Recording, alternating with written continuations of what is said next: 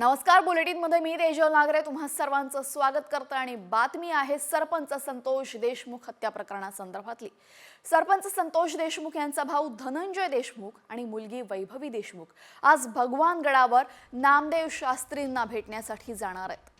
सरपंच हत्या प्रकरणातील सर्व पुरावे ते नामदेव शास्त्रींना देणार असून सरपंच हत्या प्रकरणी भगवानगडाचे महंत नामदेव शास्त्रींनी धनंजय मुंडेंची पाठराखण केली होती। त्यामुळे आता देशमुख कुटुंबीय हे थेट नामदेव शास्त्रींची भेट घेणार आहेत।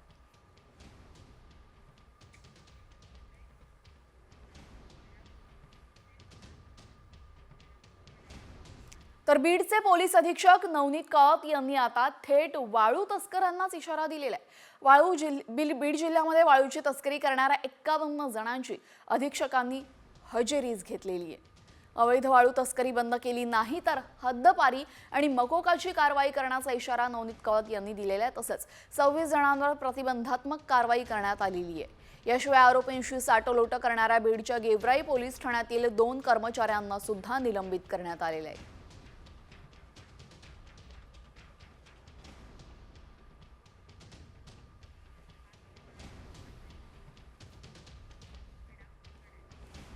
यानंतर महत्त्वाच्या राजकीय घडामोडींचा आढावा घेऊयात न्यूज पॉइंट 20च्या माध्यमातून। भगवानगडाचे महंत नामदेव शास्त्रींनी धनंजय मुंडेंना पाठिंबा दर्शवताना हत्येचा साधा निषेधही न नोंदवल्यामुळे त्यांच्या चौफेर टीका होते। नामदेव शास्त्री यांना धनंजय मुंडेंनी सलाईन दिसली, मात्र संतोष देशमुखांच्या अंगातलं साकाळलेलं रक्त दिसलं नाही का असा तिखट सवाल मनोज जरांगेंनी शास्त्रींना केलेला आहे। नामदेव शास्त्रींनी संकट काळामध्ये पंकजा मुंडेंसाठी गडाचे दरवाजे बंद केल्याचं वक्तव्य मनसे नेते प्रकाश महाजन यांनी केलं आणि याच वक्तव्यावर मंत्री पंकजा मुंडेंची प्रतिक्रिया आलेली आहे। महाजन दुसऱ्या पक्षाचे नेते आहेत, त्यावर व्यक्त होणार नाही अशी प्रतिक्रिया पंकजा मुंडेंनी दिलेली आहे।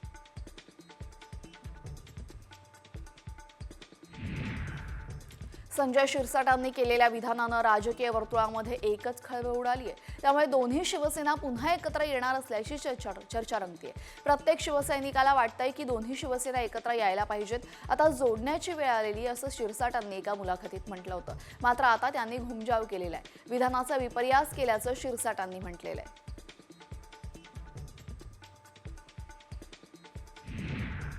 समरजित घाटगे यांनी कागलमधील शासकीय जमिनी बेकायदेशीररित्या बळकावल्याचा आरोप मंत्री हसन मुश्रीफ यांनी केलाय। शहरातील शाहू हॉलसह जनावरांचा दवाखाना आणि जुन्या तहसीलदार कार्यालयाची जागा समरजित घाटगे यांनी नावावर केल्याचा दावा मुश्रीफांनी केलाय। भाजपाचे आमदार रणजितसिंह मोहिते पाटलांनी उद्धव ठाकरेंची भेट घेतलेली आहे। मोहिते पाटील आणि ठाकरेंमध्ये तब्बल 1.5 तास चर्चा झाली आहे। एकीकडे भाजपा रणजितसिंह मोहिते पाटील यांच्या कारवाईला तयार आहे, तर याच दरम्यान रणजितसिंह मोहिते पाटलांनी उद्धव ठाकरेंची भेट घेतल्याने राजकीय वर्तुळात मात्र चर्चांना उधाण आलंय। पाणी प्रश्नावरून संभाजीनगरचे सरपंच मंगेश साबळे आक्रमक झालेले। छत्रपती संभाजीनगरच्या जिल्हा परिषदेचे मुख्य कार्यकारी अधिकारी विकास मीना यांच्या कार्यालयाबाहेर साडी नेसून महिलेच्या वेशामध्ये आंदोलन करण्यात आलेले। अंगावर साडी आणि डोक्यावर हांडा घेऊन आंदोलन केल्याने मंगेश साबळे यांच्या आंदोलनाची आता सर्वत्र चर्चा होती। 2020-21 मध्ये चालू झालेलं आहे जल जीवन मिशनचं काम 4 वर्ष झाले, अजून पूर्ण झालेलं नाही। माझ्या गावातील महिला आहेत त्यांना विधानसभा निवडणुकीदरम्यान माझ्या विरोधात भाजपाच्या लोकांनी पैसे वाटले असा गंभीर आरोप शिंदेगडाचे आमदार बालाजी कल्याणकरांनी भाजपा नेत्यांवर केलेला आहे। 50,000ची लीड अपेक्षित असताना केवळ 3,500ची लीड मिळाली असं कल्याणकर म्हणाले। येवला शहर परिसरातील अवैध धंद्यांवरून छगन भुजबळ आक्रमक झालेत। राज्यामध्ये इतर ठिकाणी काय चाललंय ते या ठिकाणी घडवायचं नाही असं भुजबळांनी म्हटलेलं आहे। तर येवला तालुक्यामध्ये शांतता राहिली पाहिजे असं सांगत पोलीस अधिकाऱ्यांची कानउघडणी भुजबळांनी केलेली आहे।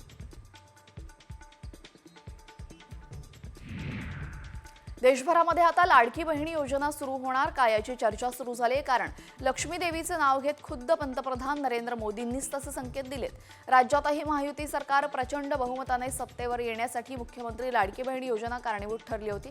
त्यामुळे आता केंद्र सरकारलाही या योजनेने भुरळ घातल्याचं दिसतंय। फेब्रुवारी महिन्यामध्ये राज्यात थंडी कमी राहण्याची शक्यता हवामान विभागाने व्यक्त केलेली आहे। यंदा राज्यामध्ये थंडीचा कडाका कमी जाणवतोय। कोकणासह संपूर्ण महाराष्ट्रामध्ये फेब्रुवारीमध्ये किमान तापमान सरासरीपेक्षा अधिक राहण्याची शक्यता आहे। त्यामुळे आता गारठा कमी होण्याची अपेक्षा आहे।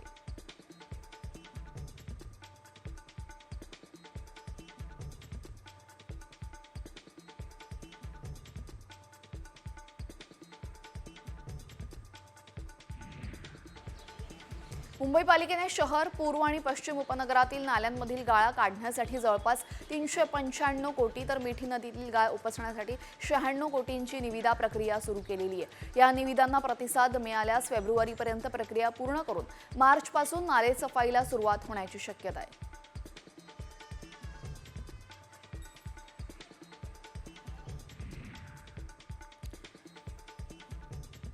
पुणे आणि पिंपरी चिंचवडमधील वाहतूक कोंडी कमी करण्यासाठी रिंग रोड प्रकल्पाचं काम फेब्रुवारीच्या दुसऱ्या आठवड्यामध्ये सुरू होणार आहे। त्यामुळे आता वाहतूक कोंडी लवकरच कमी होण्याची शक्यता आहे।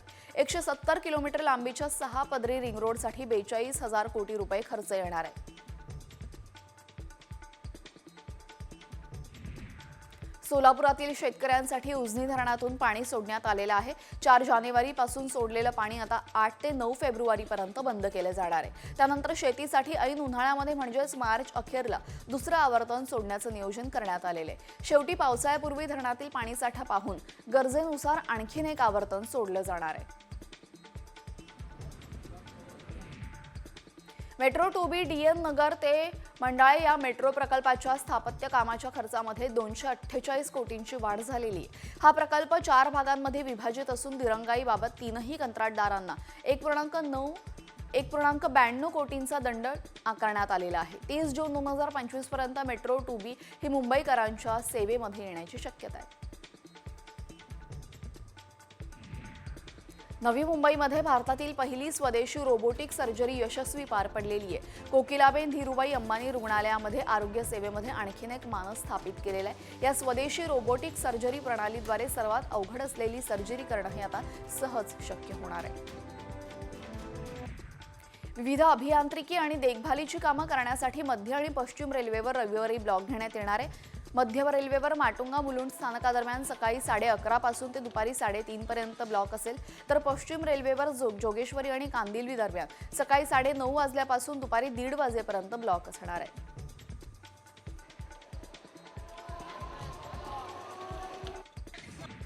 MPSCच्या प्रश्नपत्रिका देण्यासाठी फोनवरनं 40 लाखांची मागणी करणाऱ्या दोघांना अटक करण्यात आलेली आहे। 2 दिवसांपूर्वीच या घटनेची ऑडिओ क्लिप व्हायरल झाली होती आणि या घटनेमध्ये 3 आरोपी निष्पन्न झाले असून त्यातील दोघांना नागपूरमधून अटक झालेली आहे। पोलिसांच्या पुणे गुन्हे शाखेनं ही कारवाई केलेली आहे। कल्याण डोंबिवली महापालिकेच्या बाजार परवाना विभागातील क्लार्क 1.5 लाखांची लाच घेताना एसीबीने सापळा रचत अटक केलेली आहे। प्रशांत धीवर असे या लाचखोर क्लार्कचं नाव असून फक्त माझ्यासाठी नाही तर बड्या अधिकाऱ्यांसाठी पैसे मागितले असा खुलासा त्यानं केलेला आहे। दरम्यान प्रशांत धीवरला 3 दिवसांची पोलीस कोठडी सुनावण्यात आलेली आहे। संभाजीनगरच्या वाळूंज महानगर परिसरामध्ये मध्यान्ह भोजनाचे तांदूळ आणि डाळ जप्त करण्यात आलेली आहे। गजानन सेल्स एग्रो गोडाऊनवर जिल्हाधिकाऱ्यांकडून छापा टाकण्यात आला। यावेळेस खासगी गोडाऊनमध्ये असलेल्या सरकारी धान्याचा साठा जप्त करण्यात आलेला आहे।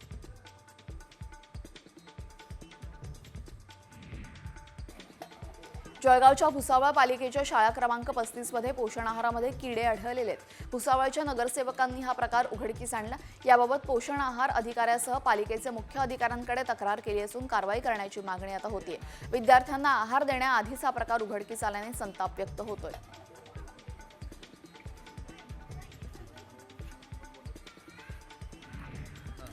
आता बातमी आहे नागपूरकरांसाठी मोठी, कारण सोमवारी नागपूरमध्ये पाणी पुरवठा बंद राहणार आहे। पेन्सच्या 2 आणि 3 नंबरच्या जलशुद्धीकरण केंद्राच्या देखभाल आणि दुरुस्तीचं काम हाती घेण्यात आलेलं आहे। तर आता अनेक ठिकाणी पाईपलाईन बदलण्याचं कामही केलं जाणार आहे। त्यामुळे सोमवारी सकाळी 10 वाजल्यापासून ते 4 फेब्रुवारीच्या दुपारी 4 वाजेपर्यंत पाणी पुरवठा नसणार आहे। या कालावधीमध्ये पाणी जपून वापरण्याचं आवाहन नागपूर महापालिकेकडून आता करण्यात येत आहे।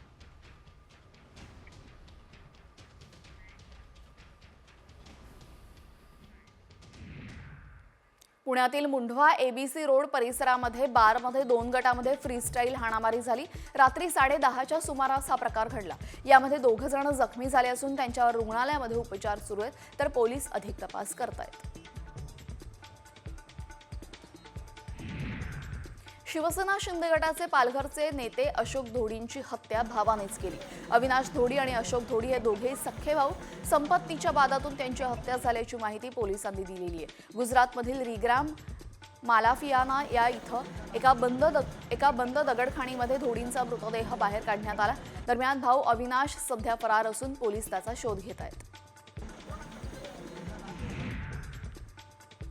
वाशिमच्या शेलू बाजारमध्ये शाळकरी विद्यार्थ्यांचा जीव धोक्यात असून प्रवास सुरू आहे। एका ऑटो रिक्षामधून 10 ते 15 विद्यार्थी कोंबून नेत असल्याचा व्हिडिओ समोर आलाय। त्यामुळे विद्यार्थ्यांच्या सुरक्षिततेमध्ये आता पुन्हा एकदा पोलीस प्रशासन वाहन चालकावर कारवाई करणार का, असा प्रश्न उपस्थित झालाय। अमेरिकेतील पेन्सिल्व्हानिया राज्यातील फिलाडेल्फिया इथं छोटं वैद्यकीय विमान कोसळलं। या दुर्घटनेमध्ये 6 जणांचा मृत्यू झाल्याची माहिती समोर येते। AFPच्या माहितीनुसार विमान घनदाट लोकवस्तीमध्ये कोसळल्याने परिसरातील अनेक इमारतींना आग लागलेली आहे। या अपघातामध्ये अनेक घरांचंही नुकसान झालंय।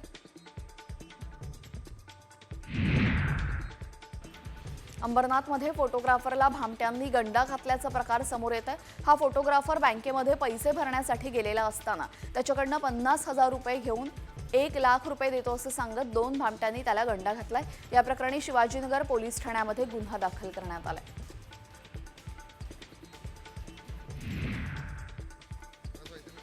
LIC पॉलिसीच्या नावाखाली नागरिकांना लाखोंचा गंडा घालणाऱ्या दोघांना पोलिसांनी अटक केली आहे। आरोपींनी पुण्यातील वेगवेगळ्या ठिकाणी बनावट कॉल सेंटर उभारून नागरिकांना फोनद्वारे LICची माहिती सांगून फसवणूक केल्याचं समोर आलेलं आहे।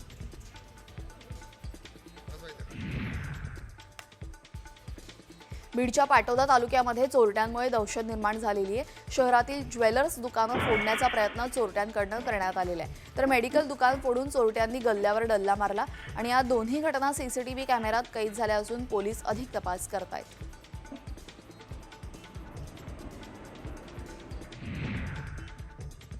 नाशिकमध्ये 2 दिवसांमध्ये 4 देशी बनावटीचे कट्टे नाशिक पोलिसांनी जप्त केलेत। या कारवाईमध्ये 8 दिवसांमध्ये 5 गावठी कट्टे जप्त करण्यात आलेले। नाशिक रोड परिसरामध्ये गस्तावाळी गुप्त माहितीद्वारे पोलिसांनी सोमेश्वर हंगरके या 27 वर्षीय आरोपीला ताब्यात घेतलेले आहे। पिंपरी चिंचवड आणि पुणे शहरामध्ये गर्दीच्या ठिकाणी मोबाईल चोरणाऱ्या अट्टल चोराला पोलिसांनी अटक केलेली आहे। पोलिसांनी त्याच्याकडनं 16 मोबाईल जप्त केलेत। हा चोर झारखंडचा रहिवासी असून तो लोकांचे मोबाईल चोरी करून स्वस्तात विकत होता। आर्यन बेडेकर हत्या प्रकरणामध्ये 6 संशयितांना ताब्यात घेण्यात आलेले। तळेगाव दाभाडेमध्ये 19 वर्षीय आर्यन बेडेकरची किरकोळ वादातून त्याच्याच सहकाऱ्यांनी हत्या केली होती। दरम्यान आरोपी शिवराज कोळी, संतोष कोळी, आशिष लोखंडे, पोळ्या लोखंडे आणि त्याच्या सहकाऱ्यांनी कोयत्याने वार केले होते।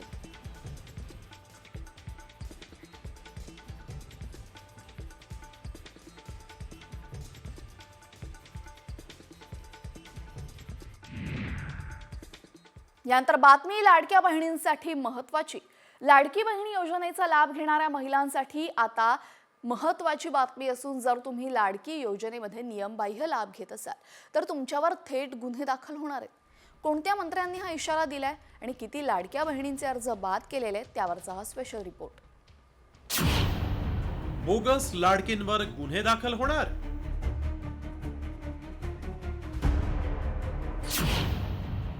फसवणूक करणाऱ्यांवर कठोर कारवाई। बोगस लाभार्थ्यांना मंत्र्यांचा इशारा।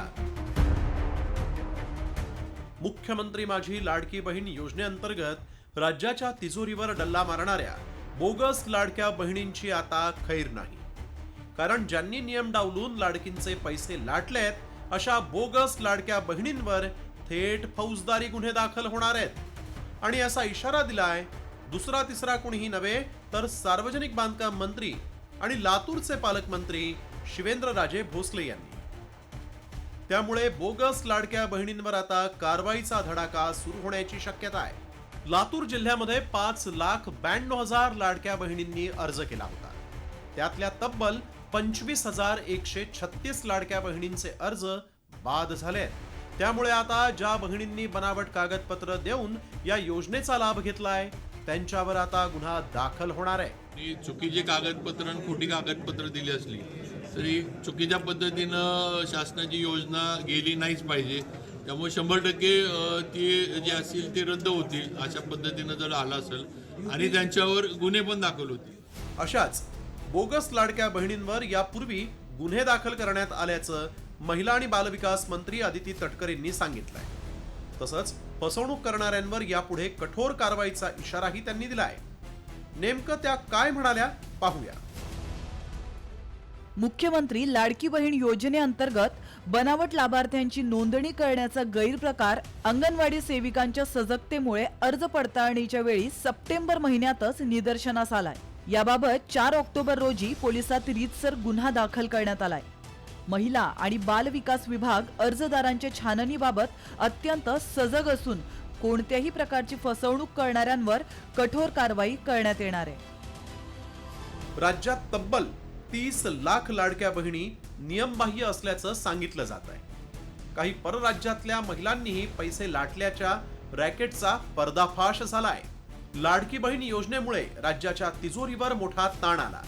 त्यामुळे सरकारनं या योजनेतल्या बोगस लाभार्थ्यांना शोधण्यासाठी यंत्रणा कामाला लावली आहे। त्यामुळे बहिणींनो, तुम्ही नियमात बसत नसाल तर या योजनेचा स्वतःहून लाभ सोडा, अन्यथा तुमच्यावरही गुन्हा दाखल झाल्याशिवाय राहणार नाही।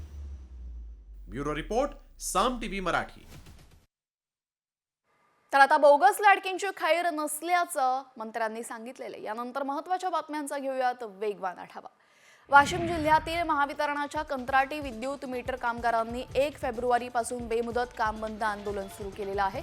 कंत्राटी विद्युत मीटर कामगारांना वयाच्या सेवानिवृत्ती वर्षापर्यंत शाश्वत रोजगार देण्यात यावा अशा विविध मागण्यांसाठी हे बेमुदत काम बंद आंदोलन सुरू करण्यात आलेलं आहे।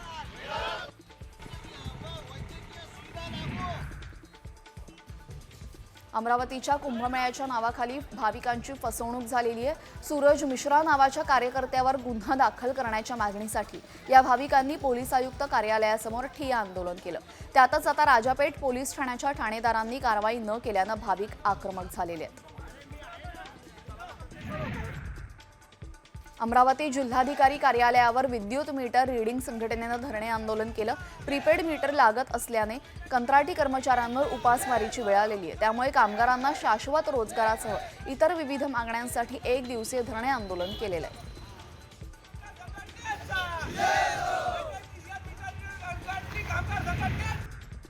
वन विभागाच्या वरिष्ठ अधिकाऱ्यांविरोधात रास्ता रोको आंदोलन करण्यात आलं।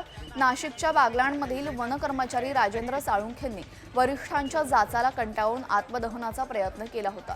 काल त्यांचं उपचारादरम्यान निधन झालं। त्यामुळे संतप्त ग्रामस्थांनी सकाळी नागपूर तराहाबाद रस्त्यावर आंदोलन केलेले।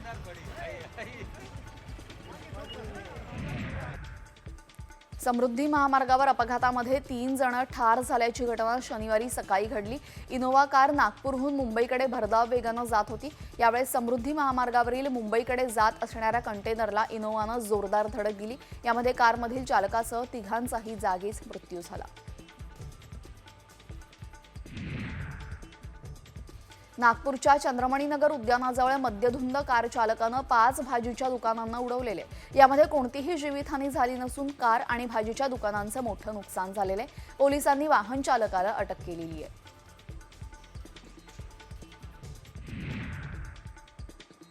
खडकवासला धरणातून पाणी वाहून नेणाऱ्या कालव्यामध्ये प्लास्टिकचा प्रचंड खच पडलेला आहे। उजव्या मुठा कालव्यामध्ये प्लास्टिकचा खच लागला असून प्लास्टिक मिक्स असलेलं पाणी या कालव्यातून विविध ठिकाणी पुरवठा केला जात आहे। मात्र कालव्याच्या स्वच्छतेकडे अधिकाऱ्यांचं दुर्लक्ष होत असल्याचं दिसतंय।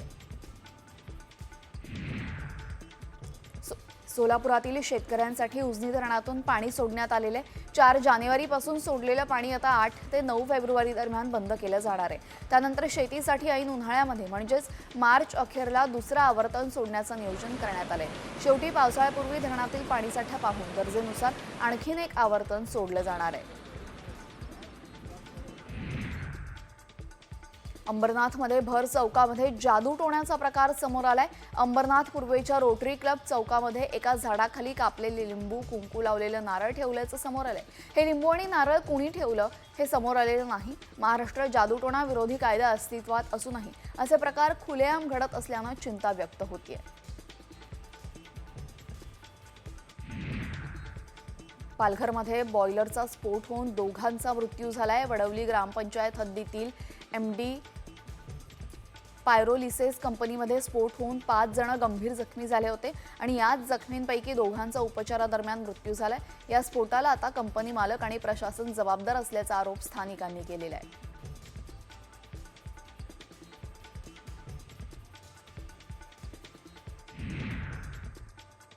इंदापुरात उजनी जलाशयामध्ये अवैध वाळू माफियांच्या 3 बोटी उद्ध्वस्त करत पाण्यामध्ये बुडवून नष्ट करण्यात आलेल्या आहेत. इंदापूरचे महसूल आणि पोलीस प्रशासनाने संयुक्तरित्या ही कारवाई केलेली आहे, जिथे जिलेटिनच्या साहाय्याने स्फोट घडवत 3 बोटी उडवून वाळू माफियांना मोठा दणका दिलेला आहे.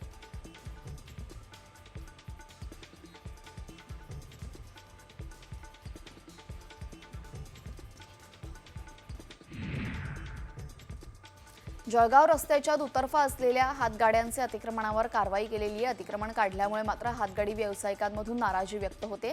त्यामुळे पालिकेचे कर्मचारी आणि हातगाडी व्यावसायिकांमध्ये शाब्दिक वादही झालाय. अतिक्रमण काढण्यासाठी संपूर्ण टीम रस्त्यावर उतरली आहे. अकोल्यात धुमाकूळ घालणारा बिबट्या अखेर पिंजऱ्यामध्ये कैद झालाय. अकोला वनविभागाच्या पथकानं रेस्क्यू करत बिबट्याला पिंजऱ्यामध्ये बंद केले. बिबट्याने बकऱ्या आणि गायीची शिकार केली होती. त्यानंतर शेतकऱ्यांमध्ये भीतीचं वातावरण होतं.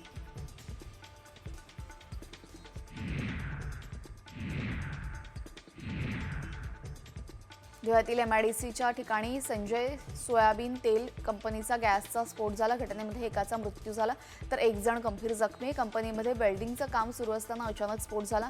जखमीला रुग्णालयात उपचारांसाठी दाखल करण्यात आले.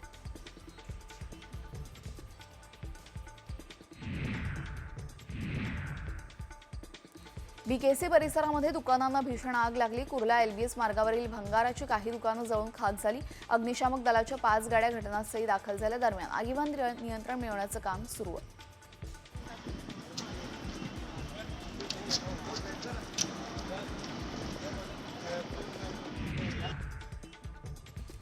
ठाण्यातील गायमुख खाडी किनारी बंद अवस्थेमध्ये असलेल्या एका बोटीला आग लागलेली आहे. या घटनेमध्ये कुठलीही जीवितहानी झालेली नाही. बंद अवस्थेतील असलेली बोट असल्यामुळे पुढील अनर्थ टळलेला आहे. सदरची आग आटोक्यात आणण्यात यश आलंय.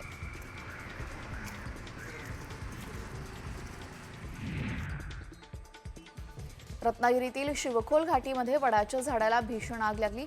झाडाने अचानक पेट घेतल्याने नागरिक आणि वाहन चालकांची चांगलीच तारांबळ उडाली. यावेळेस दोन्ही बाजूंची वाहतूक बंद करून अग्निशामक दलाने शर्थीचा प्रयत्न करत ही आग विझवली आहे. प्रेम प्रकरणामधून तरुणीच्या घरात घुसून निर्घृण हत्या करण्यात आलेली आहे. ही घटना नवीन पनवेलमध्ये घडली. प्रियकर आरोपीनं प्रियकीच्या गळ्यावर चाकूने वार करत तिची हत्या केलेली. या घटनेमध्ये 22 वर्षीय तरुणीचा जागीच मृत्यू झाला. व्याजासह पैसे दिले तरीही आरोपी आणखीन पैसे उकळत असल्यामुळे एकानं विष प्राशन करून आत्महत्या केलेली आहे.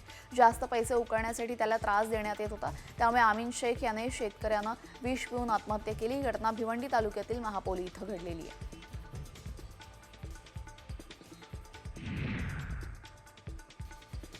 सांगलीच्या लिंगरोणमध्ये शेतजमिनीच्या वादातून कंटाळून शेतकऱ्यांना आत्महत्या केलेली. आत्महत्या करण्यापूर्वी व्हिडिओ तयार करून त्यानं व्हायरल केला.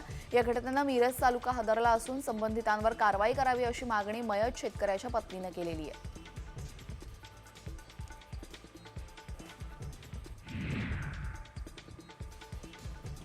सध्या देशातील बहुतांश बाजारामध्ये मिरची 12,000 ते 14,000च्या दरम्यान विकली जाते. मिरचीचे भाव पडल्याने शेतकरी मात्र अडचणीत आलेले. दरावरील दबाव कायम राहिला असा अंदाज बाजारातील अभ्यासकांनी व्यक्त केलेला आहे.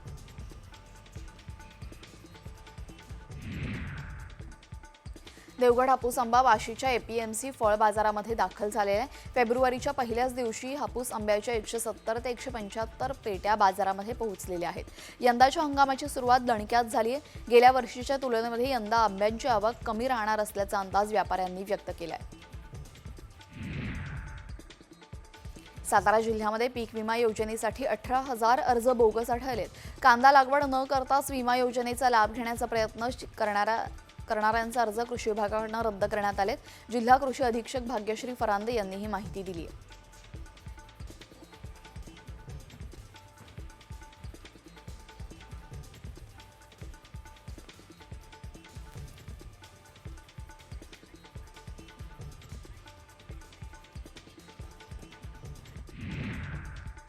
गेल्या अनेक दिवसांपासून पुण्यामध्ये जीबी सिंड्रोमचा धोका होता. मात्र आता पुण्यातून एक दिलासादायक बातमी समोर आलेली आहे.